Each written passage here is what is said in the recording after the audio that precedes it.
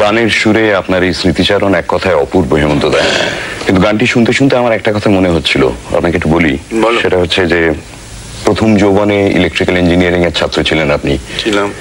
উত্তরকালে নামের পেছনে অনেক দেশি বিদেশি দামি ডিগ্রিধারী আপনি ইঞ্জিনিয়ার মিস্টার এইচ মুখার্জি হতে পারতেন, তৈরি করতে পারতেন অনেক বড় বড় ট্রান্সফর্মার বা পাওয়ার গ্রিড, অনেক দেশ বিদেশে সফর করতে পারতেন নানান কাজে। সেটা হলে আমাদের লাভ নিশ্চয়ই হতো, কিন্তু সেটা হলে আমরা যে জিনিসগুলো পেতাম না সেই তালিকাটাও সঙ্গে সঙ্গে মনে পড়ছে।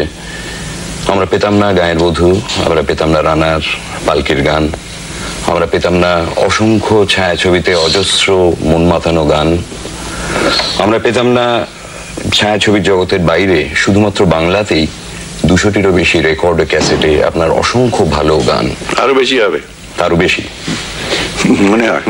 তো সব দিক বিবেচনা করে দেখলে আমার মনে হয় যে আপনি যে ইঞ্জিনিয়ারিং লাইনে না গিয়ে আপনি গানের জগতে চলে এসেছেন, এটাতে জনসাধারণ চলে এসেছি কি, ভাগ্য বিধাতা এনেছেন যেভাবে আসেন, সেটা নিশ্চয়ই আমাদের সব থেকে বড় পাওয়া।